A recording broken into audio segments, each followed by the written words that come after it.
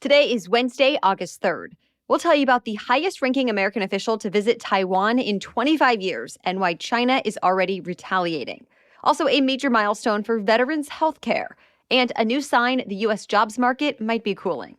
Plus, where you could see a solar storm and what that even means, why it may be a good time to book a flight, and who's getting bigger raises, people who stay with the same company or switch jobs.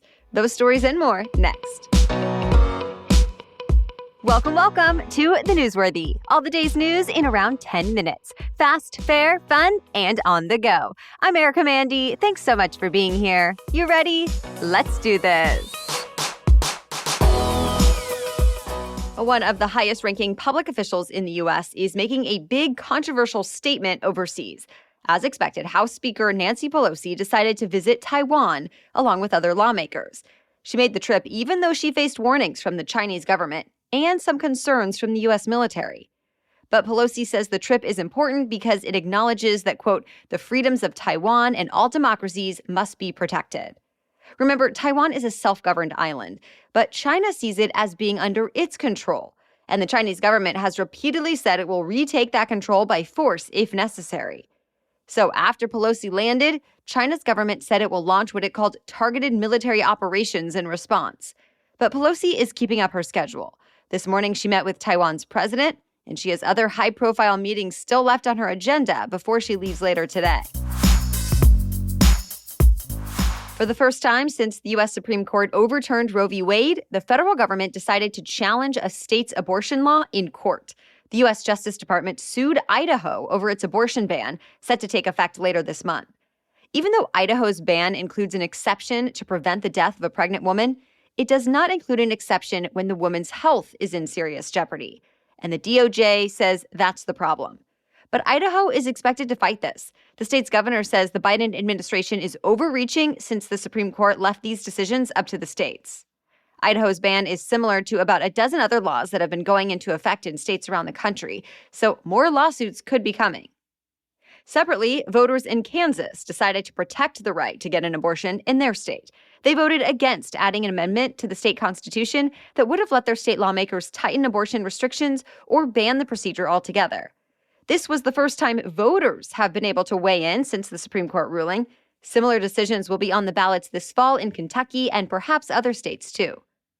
And one more thing we want to mention, people in Georgia can now claim embryos as dependents on their state taxes. This comes after Georgia banned abortions once doctors could detect a heartbeat. So an embryo or fetus with a heartbeat will now count as human in other ways too.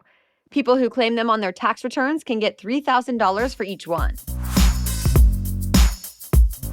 It's the largest healthcare expansion for veterans in decades. Congress passed a bill to enhance healthcare and disability benefits for millions of post-9/11 veterans exposed to toxic burn pits overseas. It would also cover veterans of other eras, like those who were exposed to the Agent Orange chemical in Vietnam. Overall, the bill adds 24 health conditions and diseases the VA automatically considers to be related to military service. This bill has been closely watched for a while now. Veterans groups and activists, like comedian Jon Stewart, had been camping out on the steps of Capitol Hill demanding Congress take action. And some veterans were allowed inside to watch the final vote last night. President Biden says he looks forward to signing the bill into law. American workers are not in quite as high of demand these days. The U.S. Labor Department's latest data shows employers posted 10.7 million job openings at the end of June. Now, that may sound like a lot, but it's actually the lowest number in 9 months. Retail jobs made up most of the decline, and reports say that could be a sign that area of the economy is struggling, since Americans are once again starting to spend more on experiences and services instead of goods. That said, analysts say the labor market is still strong by most measures. And even with this latest drop, there were still twice as many job openings as unemployed workers in June. On top of that, layoffs are still close to a record low. Today, a solar storm is expected to hit Earth. But don't worry, it's not dangerous. In fact, for parts of the world, it's pretty exciting since it will bring on an impressive light show. It's happening because of high-speed winds from a hole in the sun's atmosphere. So solar material is headed toward Earth's magnetic field and trickling down near the poles. Today, that sun debris is expected to form light displays in the skies over Canada and Alaska called auroras.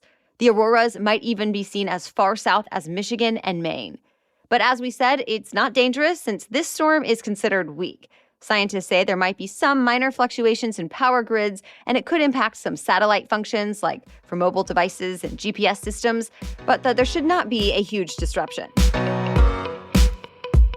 All right, we have more news for you still ahead, but first, a quick break for our sponsor. You might imagine that as a journalist and a reporter, I'm the type of person that does a lot of research and asks a lot of questions in all areas of my life. So when I choose a doctor, I need one who is willing to take the time to answer all of my questions. Of course, I also need one who takes my health insurance.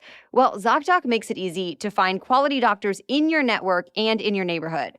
Plus, with real verified patient reviews, it can help find the right doctor for you, one that meets your requirements, whether that's taking the time to answer your questions or having the right type of experience or both. ZocDoc is a free app that shows you doctors who are patient-reviewed, take your insurance, and are available when you need them. Every month, millions of people use ZocDoc, and it's one of my go-tos whenever I'm in need of a new doctor. Go to ZocDoc.com/newsworthy and download the ZocDoc app for free. Then start your search for a top-rated doctor today. Many are available within 24 hours. That's ZocDoc, ZocDoc.com/newsworthy. If you're looking to travel, this month or next may be the best time to buy your plane ticket. New data from travel site Hopper found the average price for a round-trip ticket within the U.S. will drop below $300 in August and stay fairly low in September, too. That's compared to a peak of $410 in May. There are a couple reasons for this dip. Fuel prices are down a bit, and while demand for travel is still strong, it's slowing. The lower cost to fly is actually pretty typical in the fall as kids go back to school and the summer trips come to an end. But Hopper's lead economist said this big of a decline is not typical. But don't expect these lower prices to last too long. Airfare will likely spike again in October and November as people begin to book holiday travel. Hotel prices are expected to follow the same trend. So we have a couple crypto-related stories to tell you about, and today at least, they aren't the kind doing the crypto world any favors. First, hackers swiped nearly $200 million in cryptocurrency from a startup called Nomad. Nomad allows users to transfer tokens online from one network to another. And these types of tools have become a target of cyber attacks in recent years. Experts say they're pretty complex, which can lead to errors and then leave them vulnerable. Nomad has acknowledged the attack on its Twitter and says it's working around the clock to recover funds and make technical fixes. But it's not clear how quickly users may get reimbursed, if at all. All right, now let's go from hackers to scammers. The federal government charged 11 people for an alleged cryptocurrency pyramid and Ponzi scheme. The SEC says the group called Forsage raised more than $300 million from investors around the world for what was said to be a decentralized smart contract platform. But really, the SEC says it worked like a standard pyramid scheme for 2 years, where the main way for investors to make money was by recruiting others into the operation, not by selling an actual product or service. Multiple media outlets say they tried to reach out to people with Forsage, but have not heard back. Samsung launched a new repair service for its Galaxy devices. That is, if you want to fix things yourself. The company is partnering with the popular repair service iFixit to send customers their own parts and tools with step-by-step instructions on how to fix things like screens, shattered glass, or charging ports. And Samsung says it'll charge you the same amount it does its other repair providers, anywhere from $67 to $230, depending on what needs to be repaired. For now, the self-repair service is only available for certain models, Galaxy S20 and 21 phones and the Galaxy S7 Plus tablet, so not newer devices. Of course, if you don't want to fix your device yourself, you don't have to, but Samsung is just the latest big tech company to roll out a DIY repair program as an option.